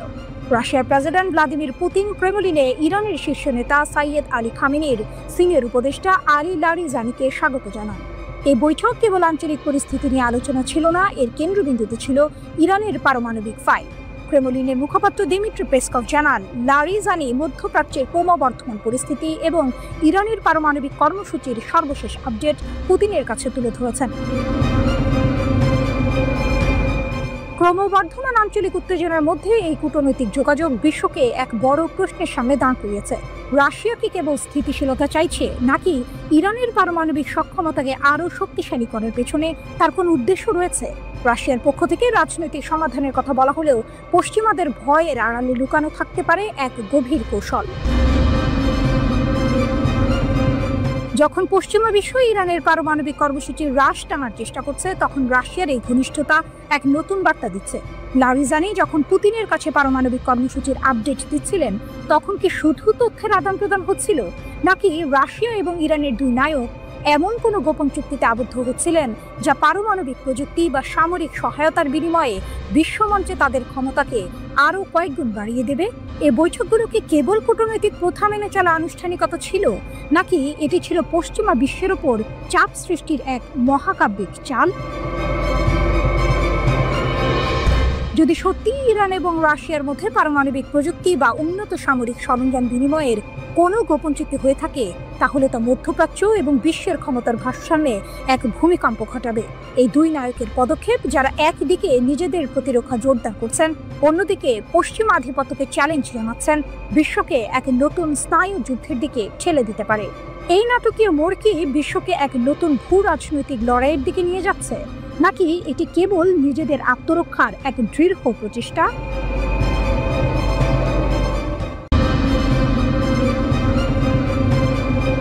কাস্পিয়ানের বুকে রণতরীর গর্জন, এক যৌথ মহড়ার আড়ালে লুকানো বার্তা।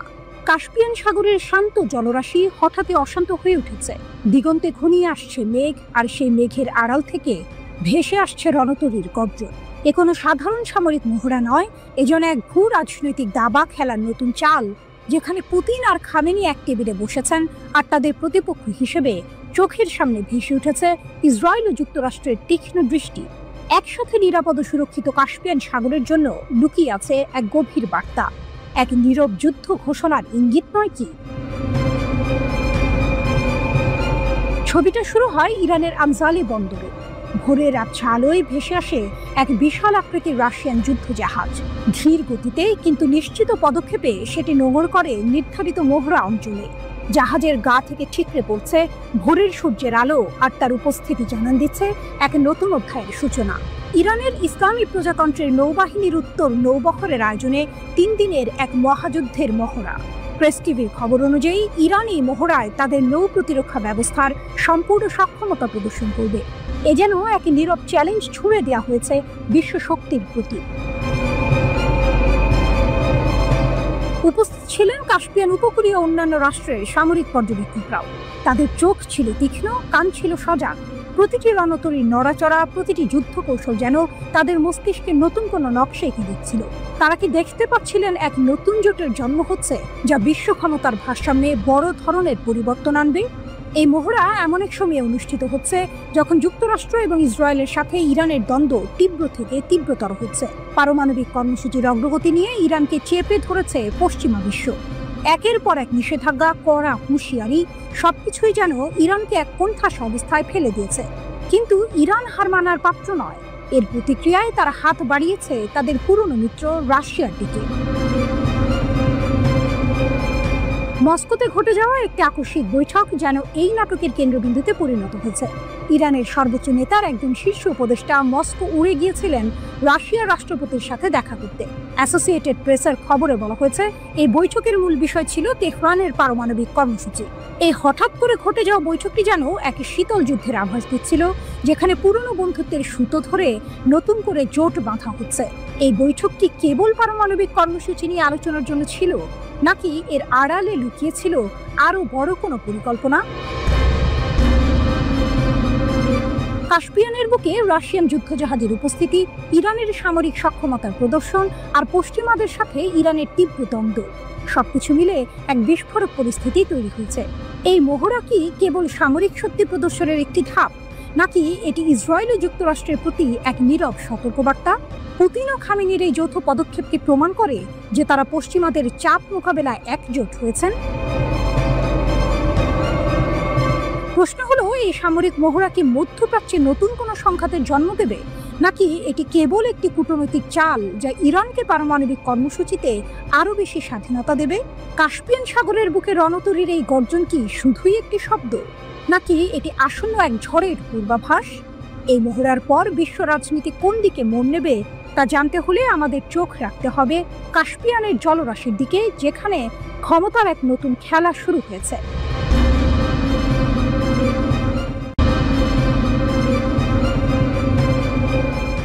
গাজা যুদ্ধের উত্তাপ এখন শুধু ফিলিস্তিনি ভূখণ্ডে সীমাবদ্ধ নেই, এর আঁচ ছড়িয়ে পড়েছে লোহিত সাগরের ওপার পর্যন্ত। ইয়েমেনের সশস্ত্র বাহিনী সরাসরি ইসরায়েলের ওপর ক্ষেপণাস্ত্র ও ড্রোন হামলা চালিয়ে আবারও নতুন এক মাত্রা যোগ করেছে এই সংঘাতে। তেল আবিব ও জেরুজালেমের আকাশে বেজে ওঠা বিমান হামলার সাইরেন যেন এই ক্রমবর্ধমান উত্তেজনারই প্রতিচ্ছবি।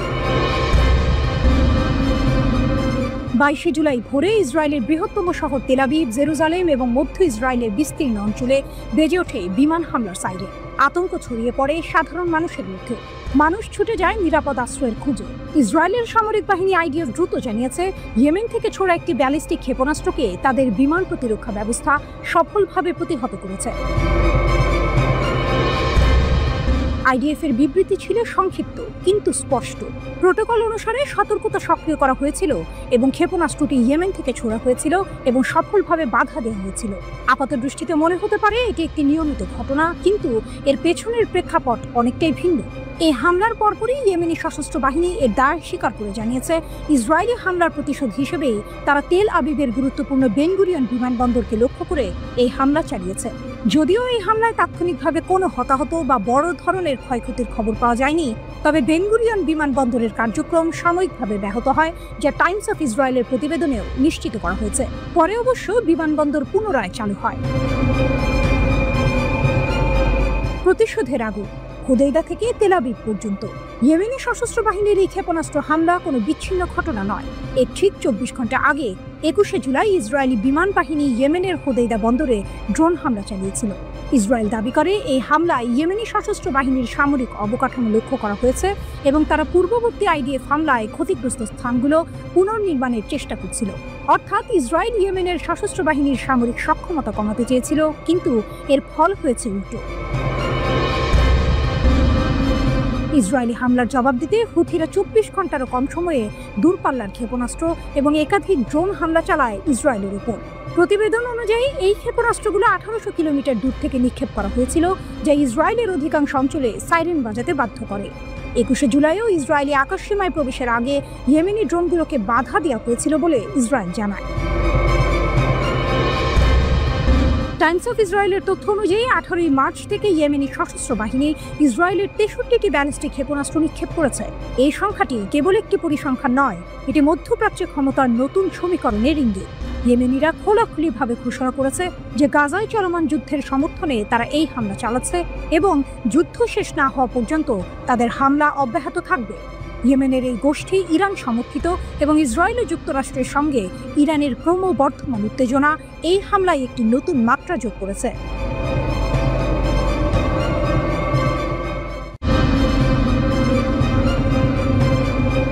রাফাতে ইসরায়েলি সেনাদের হতাহতের দাবি কাসাম ব্রিগেডের। ফিলিস্তিনি প্রতিরোধ আন্দোলন হামাসের সামরিক শাখা কাসাম ব্রিগেড সম্প্রতি এক চাঞ্চল্যকর দাবি করেছে।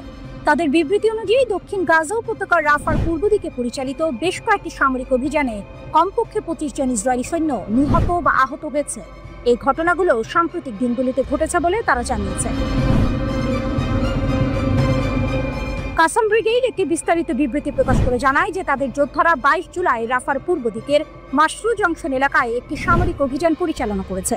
এই অভিযানে 7 জন ইসরায়েলি সৈন্যের একটি ইউনিটকে লক্ষ্যবস্তু করা হয় কর্মী বিরোধী বিস্ফোরক ডিভাইস ব্যবহার করে। কাসাম ব্রিগেডের দাবি, এই বিস্ফোরণের ফলে ইসরায়েলি সৈন্যদের মধ্যে হতাহতের ঘটনা ঘটে।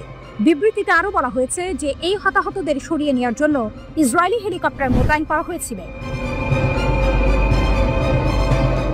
একই এলাকায় কাসাম যোদ্ধারা এর একদিন আগে অর্থাৎ সোমবার আরও একটি সফল অভিযান চালিয়েছে বলে দাবি করেছে। সেই অভিযানে 10 জন সৈন্যের একটি ইসরায়েলি বাহিনী যখন একটি নির্দিষ্ট স্থানে হামলা চালায়, তখন একটি বোমা আটকে পড়া বাড়িতে বিস্ফোরণ ঘটানো হয়। এই হামলায় 10 জন সৈন্য হতাহত হয় বলে কাসাম ব্রিগেড জানিয়েছে। এই হামলার পরেও ইসরায়েলি হেলিকপ্টার ব্যবহার করে হতাহতদের সরিয়ে নেওয়া হয়েছিল বলে বিবৃতিতে উল্লেখ করা হয়েছে। কাসাম ব্রিগেড আরও জানিয়েছে যে গত 17 জুলাই রাফার পূর্বে আল জানিনা পাড়ার দেইর ইয়াসিন জংশনের কাছে আরেকটি অভিযান চালানো হয়। এই অভিযানে 8 জন সৈন্য নিয়ে গঠিত একটি ইসরায়েলি ইঞ্জিনিয়ারিং ইউনিটকে লক্ষ্যবস্তু করা হয়। 2টি কর্মী বিরোধী বিস্ফোরক ডিভাইস ব্যবহার করে চালানো এই হামলায় ইসরায়েলি সৈন্যদের মধ্যে মৃত্যু ও আহত হওয়ার ঘটনা ঘটেছে বলে কাসামের দাবি। জুলাই মাসের মাঝামাঝি সময়ে কাসাম ব্রিগেড আরও একটি অভিযানের কথা জানিয়েছে। তাদের মতে প্রতিরোধী যোদ্ধারা রাফার পূর্বে সাউকা এলাকায় বাড়িতে ইসরায়েলি সেনাদের প্রলুব্ধ করে। সেনারা ওই বাড়িতে প্রবেশ করার সাথে সাথেই বিস্ফোরণ ঘটানো হয়, যার ফলে ইসরায়েলি সেনাদের মধ্যে হতাহতের ঘটনা ঘটে। এছাড়াও কাসাম ব্রিগেড 12 জুলাইয়ের একটি অভিযানের বিবরণ দিয়েছে। এই অভিযানে দক্ষিণাঞ্চলীয় খান ইউনিসেফ শহরের উত্তরে একটি সাঁজোয়া কর্মীবাহককে অত্যন্ত বিস্ফোরক ডিভাইস ব্যবহার করে বিস্ফোরণ ঘটানো হয়। এই বিস্ফোরণের ফলে অনির্দিষ্ট সংখ্যক সৈন্য নিহত ও আহত হয়েছে বলে কাসাম ব্রিগেড দাবি করেছে। কাসাম ব্রিগেড তাদের এই অভিযানগুলোর ভিডিও ফুটেজ প্রকাশ করেছে। এই ভিডিওতে উপরোক্ত অভিযানগুলোর পাশাপাশি ইয়াসিন 105 শেল দিয়ে একটি মেরকাভা ট্যাঙ্ককে লক্ষ্য করে হামলা চালানোর দৃশ্য দেখানো হয়েছে। ফুটেজে দেখা গেছে উত্তর গাজার জাবালিয়া শরণার্থী শিবিরে ইসরায়েলি সামরিক যানবাহনের খুব কাছ থেকে বিস্ফোরণ ঘটানো হয়েছে। ভিডিওতে নথিভুক্ত অভিযানগুলোর মধ্যে একটি ছিল ট্যাঙ্কের ভেতরে একটি বিস্ফোরক ডিভাইসের বিস্ফোরণ। ভিডিওটিতে আক্রমণকারী ইসরায়েলি যানবাহনের রুটে পর্যবেক্ষণ এবং বিস্ফোরক ডিভাইস স্থাপনের প্রক্রিয়া এবং সামরিক অভিযানের আগে অন্যান্য প্রস্তুতিও দেখানো হয়েছে।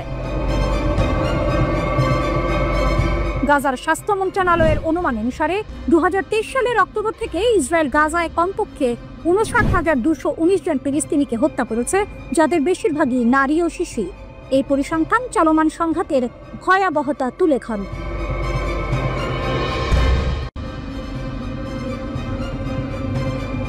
আগুন নিয়ে খেলছে ইসরায়েল, ইরানের বজ্রকণ্ঠ, যুদ্ধ ও পারমাণবিক উচ্চাকাঙ্ক্ষা। ইরানের প্রেসিডেন্ট মাসুদ পেজেশকিয়ানের কণ্ঠে যেন প্রতিধ্বনিত হলো সমগ্র জাতির অদম্য সংকল্প। ইসরায়েল যদি ফের যুদ্ধের আগুন জ্বালায়, তবে ইরান পেস্তে, সম্পূর্ণ পেস্তে। প্রেসিডেন্ট পেজেশকিয়ান শান্ত কিন্তু দৃঢ় কণ্ঠে বলেছেন, ইসরায়েলের যে কোনো নতুন সামরিক পদক্ষেপের মোকাবিলায় আমরা সম্পূর্ণ প্রস্তুত এবং আমাদের সশস্ত্র বাহিনী আবারও ইসরায়েলের ভেতরে গভীরভাবে আঘাত হানার সক্ষমতা রাখে। পশ্চিমারা যখন ইরানের চলমান পারমাণবিক উচ্চাকাঙ্ক্ষার সমাধান খুঁজছে, তখনই পেজেশকিয়ানের এই মন্তব্য যেন এক নতুন বার্তা দেয়। কারণ আন্তর্জাতিক বিভিন্ন প্রতিবেদনে বলা হয়েছে, যুক্তরাষ্ট্রের চালানো হামলায় ইরানের পারমাণবিক স্থাপনাগুলোর বাস্তব ক্ষয়ক্ষতি ওয়াশিংটনের দাবির তুলনায় ছিল অনেকটাই সীমিত। ইরান যেন এক অদম্য ফিনিক্স পাখির মতো ছাই থেকে উঠে এসে আরও শক্তিশালী হয়ে উঠছে। প্রেসিডেন্ট পেজেশকিয়ান 12 দিনের সংঘাতের পর কার্যকর হওয়া যুদ্ধবিরতির ওপর ইরানের কোনো আস্থা নেই। আমরা এই ব্যাপারে খুব একটা আশাবাদী নই। এসব কারণে আমরা যে কোনো সম্ভাব্য পরিস্থিতি ও প্রতিক্রিয়ার জন্য প্রস্তুতি নিয়ে রেখেছি। ইসরায়েল আমাদের ক্ষতি করেছে, আমরাও তাদের ক্ষতি করেছি। তারা আমাদের ওপর শক্তিশালী হামলা চালিয়েছে, আমরাও তাদের গভীরে শক্তভাবে আঘাত হেনেছি। তবে তারা নিজেদের ক্ষয়ক্ষতি গোপন করছে। এই হলো সেই মোচন। ইসরায়েল নিজেদের ক্ষয়ক্ষতি বিকিয়ে রাখছে, এই দাবি যেন ইরানের শক্তির এক নীরব ঘোষণা। তারা কেবল প্রতিরোধী করেনি, পাল্টা আঘাত হেনেছে, যার গভীরতা ইসরায়েল প্রকাশ করতে সাহস পাচ্ছে না। আন্তর্জাতিক বিরোধিতা সত্ত্বেও ইরান তার ইউরেনিয়াম সমৃদ্ধকরণ কর্মসূচি অব্যাহত রাখতে বলে জানিয়েছেন প্রেসিডেন্ট পেজেশকিয়ান। তিনি স্পষ্ট করে দিয়েছেন, ইরানের পারমাণবিক সক্ষমতা উন্নয়নের এই কার্যক্রম আন্তর্জাতিক আইনের কাঠামোর মধ্যেই পরিচালিত হবে। প্রেসিডেন্ট পেজেশকিয়ান বলেছেন, ট্রাম্প বলেছেন ইরানের কাছে পারমাণবিক অস্ত্র থাকা উচিত নয় এবং আমরা এই বিষয়টি মেনে নিচ্ছি, কারণ আমরা পারমাণবিক অস্ত্র স্পষ্টভাবে প্রত্যাখ্যান করি। এটি আমাদের রাজনৈতিক, ধর্মীয়, মানবিক ও কৌশলগত অবস্থা। ইরান কূটনীতিতে বিশ্বাসী, কিন্তু হুমকি বা জোর জবরদস্তি মেনে নেবে না। পেজেশকিয়ান আরও বলেন, আমাদের পারমাণবিক কর্মসূচি শেষ হয়ে গেছে বলে ট্রাম্প যে দাবি করেছেন তা একটি ভুল ধারণা মাত্র। এই মন্তব্য যেন বিশ্বকে এক কঠিন বার্তা দিবে। ইরান তার নিজস্ব পথ অবিচল, কারো হুমকিতে তারা পিছু হটবে না। ইসরায়েল সহ প্রায় সবার একটা ধারণা ছিল, তাদের ক্ষেপণাস্ত্র প্রতিরক্ষা ব্যবস্থা আয়রন ডোম ভেদ করার ক্ষমতা কোনো মিসাইলের নেই, ফলে এটিকে তারা বলতো ঈশ্বরের দেয়া। এর পাশাপাশি তাদের রয়েছে ডেভিড স্লিং, দ্য অ্যারো এবং যুক্তরাষ্ট্রের তৈরি থাট। এছাড়া জর্ডান এবং লোহিত সাগরে মার্কিন বাহিনীর আকাশ প্রতিরক্ষা ব্যবস্থা তাদেরকে বাড়তি নিরাপত্তা নিশ্চয়তা দিয়েছিল। ইরান তার পুরো প্রতিরক্ষা ব্যবস্থা গড়ে তুলেছে ইসরায়েলকে মাথায় রেখে। আজ হোক কাল হোক ইসরায়েলের সঙ্গে সামরিক সংঘাত বাঁধবে। এই ধরনের সামরিক রাজনৈতিক বোঝাপড়া এই প্রতিরক্ষা ডক্ট্রিনের মূল প্রতিপাদ্য।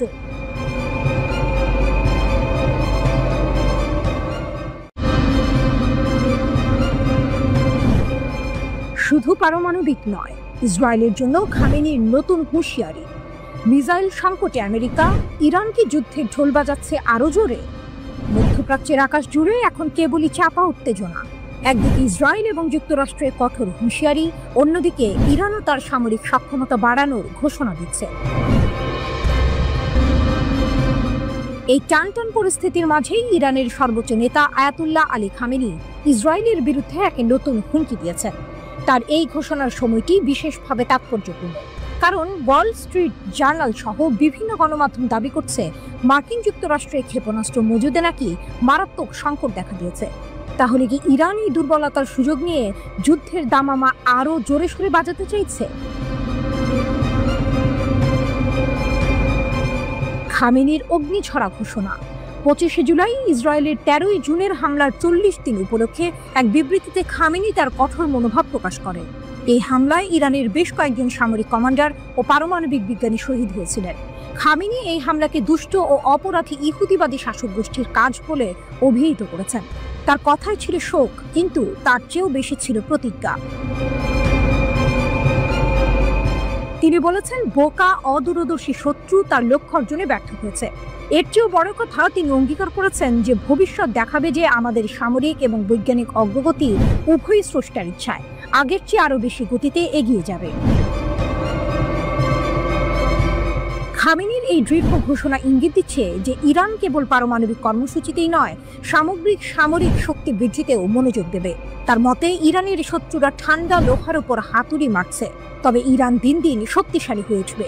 এই বক্তব্যগুলি ইসরায়েল এবং যুক্তরাষ্ট্রের জন্য স্পষ্ট বার্তা, ইরানকে দমানো এত সহজ হবে না। ইসরায়েলের যুদ্ধের ইঙ্গিত এবং যুক্তরাষ্ট্রের দুর্বলতা। খামেনির এই মন্তব্যের ঠিক আগেই ইসরায়েলের প্রতিরক্ষামন্ত্রী কাটস ইরানের সাথে যুদ্ধ পুনরারম্ভের ইঙ্গিত দিয়েছিলেন। জেরুজালেম পোস্ট অনুসারে তিনি বিমান শ্রেষ্ঠত্ব বজায় রাখার উপর জোর দিয়েছিলেন এবং ইরানকে পারমাণবিক শক্তি অর্জন থেকে বিরত রাখার পরিকল্পনা কার্যকর করার আহ্বান জানান। এমনকি মার্কিন প্রেসিডেন্ট ডোনাল্ড ট্রাম্প এবং ইসরায়েলের প্রধানমন্ত্রী বেনিয়ামিন নেতানিয়াহু বলেছিলেন যে ইরান যদি তাদের পারমাণবিক কর্মসূচি পুনরায় শুরু করে তবে তারা হামলা চালাবে।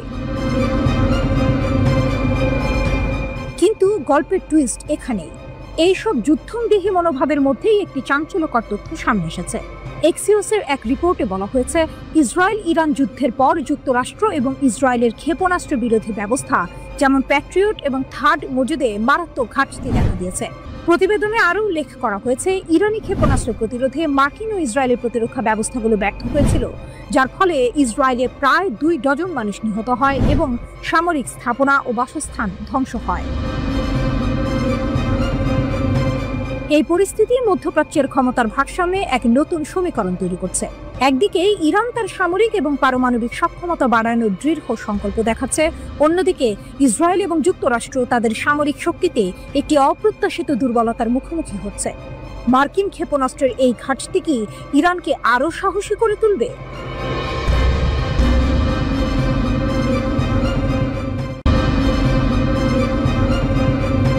ইসরায়েল ও হামাসের সংঘাতে বাড়ছে হতাহতের সংখ্যা।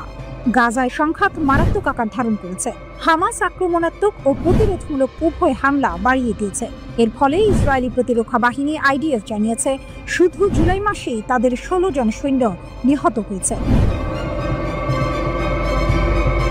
আইডিএফ এর সাম্প্রতিক ক্ষয়ক্ষতি।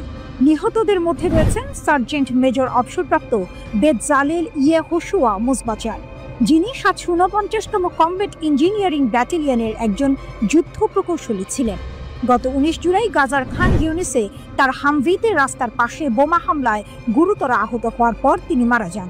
একই ঘটনায় আরও একজন আইডিএফ সৈন্য আহত হয়ে হাসপাতালে চিকিৎসাধীন। মোজবাচার গোলান হাইটসের আজনে এইতানের বাসিন্দা ছিলেন এবং তেল আবিবের কাছে ওর ইয়েহুদায় থাকতেন। তিনি সেনাবাহিনীতে যোগ দেওয়ার আগে ইসরায়েলের বিদ্যুৎ কর্তৃপক্ষের হয়ে কাজ করতেন। তিনি তার স্ত্রী, 2 বছর বয়সী মেয়ে, বাবা মা এবং কয়েকজন ভাই বোন রেখে গেছেন। সংঘাতের ব্যাপকতা ও জিম্মি মুক্তির দাবি। গাজা উপত্যকায় যুদ্ধবিরতি এবং জিম্মিদের মুক্তির বিষয়ে আলোচনা অচল অবস্থার মধ্যে রয়েছে, যার ফলে যুদ্ধ এখনো চলছে। 2023 সালের অক্টোবর থেকে হামাসের বিরুদ্ধে ইসরায়েলের স্থল অভিযানে মোট 457 জন নিহত হয়েছেন। এই সংখ্যার মধ্যে আইডিএফ সেনা, পুলিশ কর্মকর্তা এবং প্রতিরক্ষা মন্ত্রণালয়ের বেসামরিক ঠিকাদাররাও অন্তর্ভুক্ত। গত 7 অক্টোবর থেকে সকল ফ্রন্টে নিহত ইসরায়েলি কর্মীর মোট সংখ্যা এখন 896 পৌঁছেছে। এদিকে ইসরায়েলি জিম্মিদের আত্মীয় স্বজনরা তেল আবিবের মার্কিন দূতাবাস শাখার দিকে মিছিল করেছেন। তারা 50 জন জিম্মিকে ফিরিয়ে আনার জন্য হামাসের সাথে একটি পূর্ণাঙ্গ চুক্তি দাবি করেছেন। এই সংঘাতের ফলে সাধারণ মানুষের জীবন মারাত্মকভাবে ক্ষতিগ্রস্ত হচ্ছে, মানবিক সংকট আরও গভীর হচ্ছে এবং আন্তর্জাতিক সম্প্রদায় অবিলম্বে যুদ্ধবিরতির আহ্বান জানাচ্ছে। উভয় পক্ষের মধ্যে উত্তেজনা বৃদ্ধি পাওয়ায় এই অঞ্চলে শান্তি প্রতিষ্ঠার সম্ভাবনা আরও কঠিন হয়ে পড়ছে। স্থানীয় সংবাদ মাধ্যমগুলো বলছে পরিস্থিতি দ্রুত অবনতির দিকে যাচ্ছে এবং যদি জরুরি ভিত্তিতে কোনো সমাধান না আসে তবে হতাহতের সংখ্যা আরও বাড়তে পারে। এই সংঘাতের জেরে আঞ্চলিক স্থিতিশীলতাও হুমকির মুখে পড়ছে। আন্তর্জাতিক মহল উদ্বেগ প্রকাশ করে দ্রুত একটি শান্তিপূর্ণ সমাধানের আহ্বান জানাচ্ছে। গাজা উপত্যকার সব লক্ষ্য অর্জন এবং হামাসকে নির্মূল করতে তেল আবিব দৃঢ় প্রতিজ্ঞ বলে মন্তব্য করেছেন ইসরায়েলি প্রধানমন্ত্রী বেনিয়ামিন নেতানিয়াহু। নেগেভ মরুভূমিতে বিমান বাহিনী ঘাঁটি পরিদর্শনকালে এক ভিডিও ভাষণে তিনি বলেন, আমরা লড়াই চালিয়ে যাব যতক্ষণ না আমরা আমাদের সমস্ত যুদ্ধ লক্ষ্য অর্জন করি। সম্পূর্ণ বিজয় না হওয়া পর্যন্ত আমরা কাজ চালিয়ে যাব। আমরা হামাসকে নির্মূল করব। গত নভেম্বরে আন্তর্জাতিক অপরাধ আদালত গাজায় যুদ্ধাপরাধ এবং মানবতা বিরোধী অপরাধের জন্য নেতানিয়াহু ও তার সাবেক প্রতিরক্ষামন্ত্রী ইয়োভ গ্যালান্টের বিরুদ্ধে গ্রেপ্তারি পরোয়ানা জারি করে। উপত্যকা জুড়ে যুদ্ধের জন্য ইসরায়েল আন্তর্জাতিক বিচার আদালতে গণহত্যার মামলার মুখোমুখি।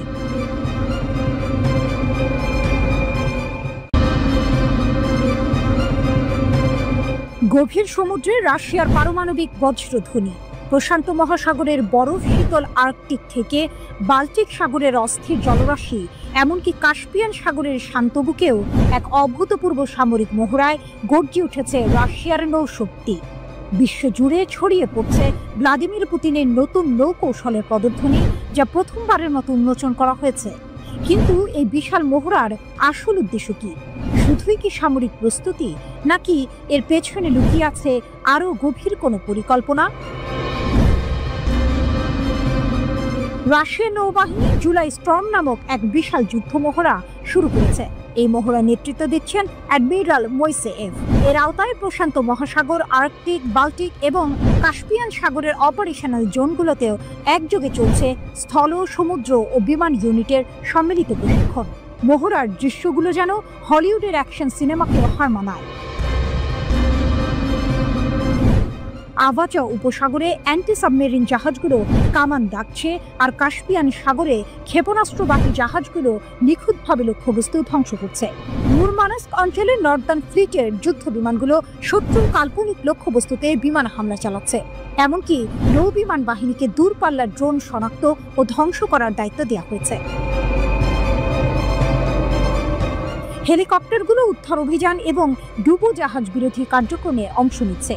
কামচাটকা উপকূলের কাছে একটি মাল্টি রোল পারমাণবিক ডুবোজাহাজ শত্রুর উপস্থিতি অনুকরণ করে মহড়ায় অংশ নিচ্ছে, যেখানে রাশিয়ান জাহাজগুলো শত্রুপক্ষের ডুবোজাহাজ ট্র্যাক ও ধ্বংস করার অনুশীলন করছে। প্রতিরক্ষা মন্ত্রণালয় জানিয়েছে, এই মহড়ার মূল লক্ষ্য হল উন্নত সামুদ্রিক হুমকি মোকাবিলায় নিজেদের সক্ষমতা পরীক্ষা করা এবং বাস্তব পরিস্থিতিতে নৌবাহিনীর যুদ্ধ প্রস্তুতি যাচাই করা। প্রকাশিত ফুটেজে সরাসরি গোলাবর্ষণ এবং সমন্বিত হামলার কৌশল দেখা গেছে, যা রাশিয়ার সামরিক শক্তির এক ভয়ঙ্কর চিত্র তুলে ধরেছে। পুতিনের নতুন কৌশল শুধু প্রতিরক্ষা নাকি আক্রমণ? কিন্তু এখানেই আসে সেই মোটর। পুতিন নতুন যে নৌকৌশল উন্মোচন করেছেন তা কি কেবল প্রতিরক্ষামূলক, নাকি এর আড়ালে রয়েছে বিশ্বের ক্ষমতা সমীকরণে এক নতুন ভারসাম্য তৈরির সুদূর প্রসারী পরিকল্পনা? এই বিশাল মহড়া এমন এক সময়ে হচ্ছে যখন বিশ্ব জুড়ে ভূ রাজনৈতিক উত্তেজনা তুঙ্গে। ইউক্রেন যুদ্ধের পর পশ্চিমা দেশগুলোর সঙ্গে রাশিয়ার সম্পর্ক তলানিতে। এমন পরিস্থিতিতে পারমাণবিক সক্ষমতা সম্পন্ন নৌবাহিনীর এই বিশাল মহড়া কেবল সামরিক বার্তা নয়, বরং একটি সুস্পষ্ট রাজনৈতিক বার্তাও বটে। এটি ইঙ্গিত দেয় যে রাশিয়া নিজেদের বৈশ্বিক প্রভাব পুনঃপ্রতিষ্ঠা করতে বদ্ধপরিকর।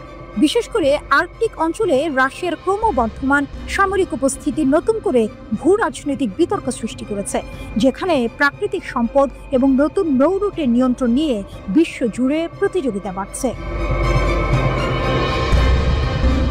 তাহলে কি জুলাই ঝড় শুধু একটি মহড়া নয়, বরং বিশ্বকে পুতিনের পারমাণবিক সক্ষমতা এবং নতুন আগ্রাসী নৌকৌশলের জানান দেওয়ার একটি প্রদর্শনী? এই মহড়া কি কেবল সমুদ্রের গভীরে সীমাবদ্ধ থাকবে, নাকি এর ঢেউ আন্তর্জাতিক রাজনীতিতেও বড় ধরনের পরিবর্তন আনবে?